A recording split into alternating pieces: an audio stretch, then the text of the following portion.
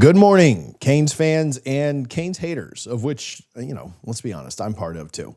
If you've been anywhere near college football, Twitter, message boards, group chats, whatever, you already know what today is about. Darian Mensah is entering the transfer portal, and all signs point to Miami. Predictably, people are losing their minds. Duke fans are upset. Miami's rivals are upset. Just general college football fans feel like they're pretty upset. And the main accusation flying around is tampering. And Miami is overpaying or paying a boatload of money. So let's actually talk about this. Honestly, let's talk about it without pretending that college football is something that it hasn't been for a while. Because there's a lot of outrage here that feels very selective to me. And I understand it. I don't particularly like Miami. That's how rivalries work. But I think a lot of times we get caught up in letting our emotion dictate facts. And that shouldn't be the case.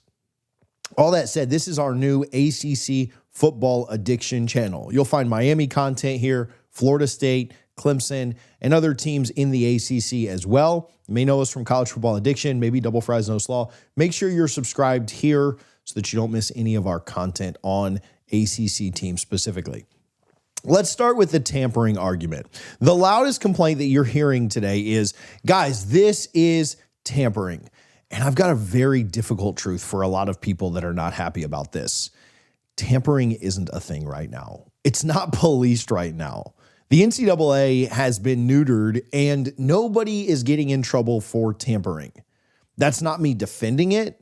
That's just the reality. You're seeing it everywhere. And I understand that because of who Miami has been in the past and how you feel about them currently, you're more upset about it. But LSU is being accused of this. Ohio State has been accused of this. Texas has been accused of this. And all of your major programs are doing this to some degree. There's no enforcement arm right now in college football that is actively policing conversations that are happening around the transfer portal. Everyone knows this.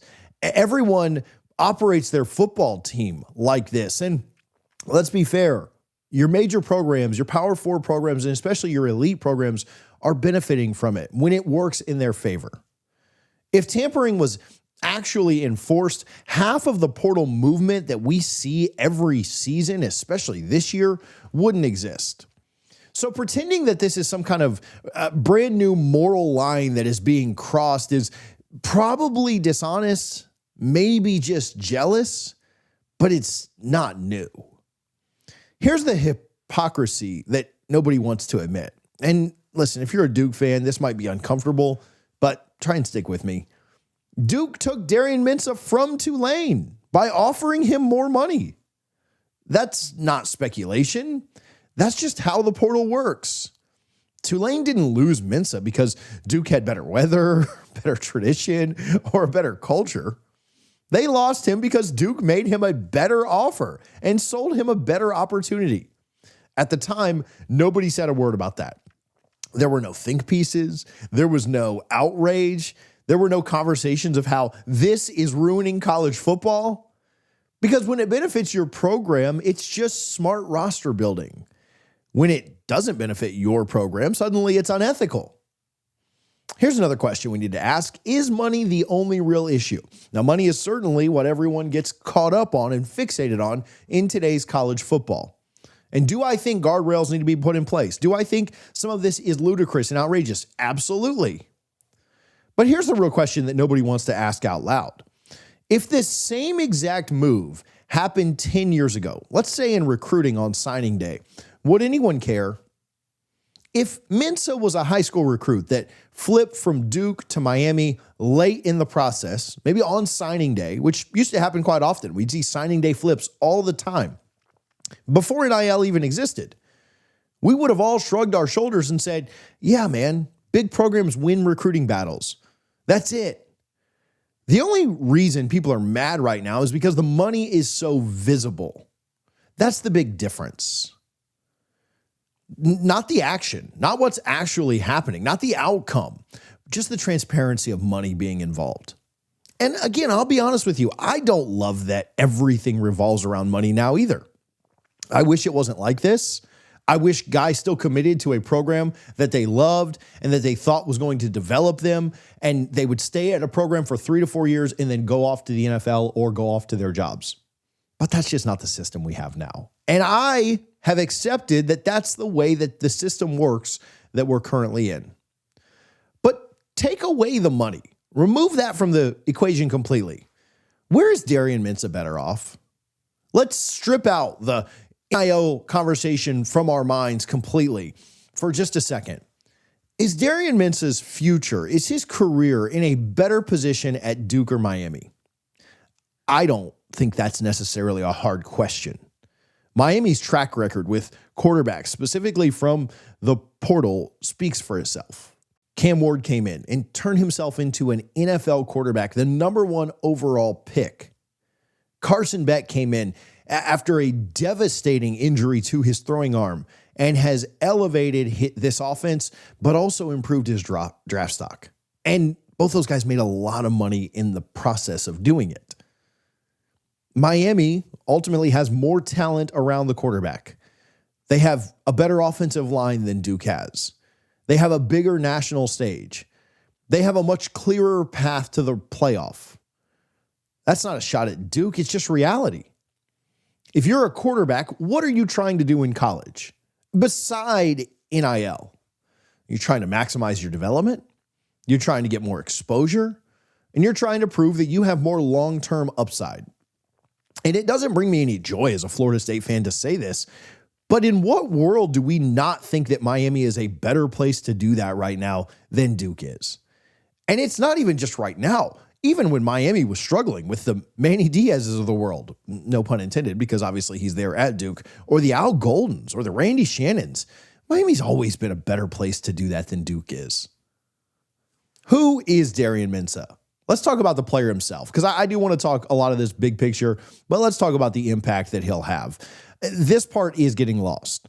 Mensah isn't some random depth ad, obviously. At Duke, he threw for almost 4,000 yards, completed 2/3 of his passes, and showed a real poise for a young quarterback in a program that didn't exactly surround him with elite weapons. He's mobile, he's calm, he doesn't panic under pressure, and most importantly, his ceiling has not been reached. He's absolutely still able to be developed. That's what makes this intriguing for Miami and maybe scary for everybody that Miami has to play. Because of the system that he's coming into, he doesn't need to be a finished product on day one. He needs coaching, he needs reps, and he needs talent around him. I think Miami offers all three in spades. How's he fit in Miami? Well, if Mensah ends up in Coral Gables, which I suspect he will, the fit makes a ton of sense. Miami's offense thrives when the quarterback can make quick decisions, when a quarterback can extend plays like both Beck and Ward have done these last 2 years. Also, when they're not overwhelmed by speed rushing in on them from the outside because of how good that offensive line is. Mensah checks all of those boxes. He doesn't have to carry the offense by himself. He just has to distribute the ball and let the athletes like Tony and others work. And Miami has athletes everywhere. Now, I will say this. The timing of this is absolutely ridiculous. It sucks that we are 48 hours from Miami competing for a national championship, and the portal window has now closed, and Duke is out a quarterback, and Miami is having to recruit one just 2 days before we play the biggest game of the season. It is insane. The calendar is absolutely stupid. This shouldn't be happening during title week. With all of that said, it is still slightly impressive on Miami's side to be able to pull this off while you are also game planning as an 8.5-point underdog in a game in your home stadium against Indiana. 3 straight years, Miami is about to land a high-end quarterback through the portal. That's not luck. That's infrastructure. That's NIL alignment. That's buy-in. And it's a pretty clear pitch of come here and we'll be pretty elite with you under center or in the shotgun. Can Duke fight this? Well, some people are asking if Duke could try to challenge this legally. The short answer is sure they can. I don't know how much success they'll have. Pete Nakos over at On3 has been pretty clear. There's no real buyout mechanism here. It does sound like Duke has the rights to his NIL, but you can use your revenue sharing money if you're Miami to pay him. There's no binding agreement, it seems, that forces a player to stay once they enter the portal. You can look at other situations, Damon Williams at Washington, Xavier Lucas at Wisconsin, but those cases aren't exactly the same. This isn't going to be a contract dispute. This isn't a violation of a signed agreement. This is a player using a system that currently has no real guardrails on it. Do I think it needs guardrails? Sure. But that's not where we're at. And I also don't think Miami is going to take no for an answer if this is the guy that they want. They'll pay whatever is need to be satisfied on either side, whether it's for Mensah or Duke, and they'll move on with one of the better quarterbacks in the portal. At the end of the day, I get why people are upset. College football doesn't feel the same anymore. It feels like you can just buy your way into championships. The money is loud. The movement is constant. But let's be consistent here. If you were fine with flipping players on signing day in the past, if you were fine with your team upgrading through the portal, then don't suddenly clutch your pearls now. This is the system. And in that system, Miami is operating at a very high level. They're playing for a national title. They're possibly landing another elite quarterback and doing it all while everyone complains. I get it. You don't have to like it. I don't necessarily like it. But you have to acknowledge they're just taking advantage of this free-for-all that we're in right now. Whether people want to admit it or not, the U is very much back in the middle of college football's biggest conversations. And this is another one that's right on top of that. At the end of the day, Miami is doing what any program with its resources should be doing. You will hear more of this from the likes of LSU, Texas, Texas Tech, Ohio State, Oregon, and A&M, programs that are able and willing to spend a lot of money. And until guardrails come back to this sport, which we'll see if they ever do, don't hate the player, hate the game. Let me know your thoughts on Mensah, Duke, Miami, all of that down in the comments, and try to be less selective with your outrage. If you're not upset when one team does it, don't be upset just because the villains of college football are doing it today. Appreciate you guys, as always, for tuning into ACC Football Addiction. Make sure you are locked in here. We'll talk plenty more about Miami and the rest of the ACC on this channel. We'll see you guys on the next one.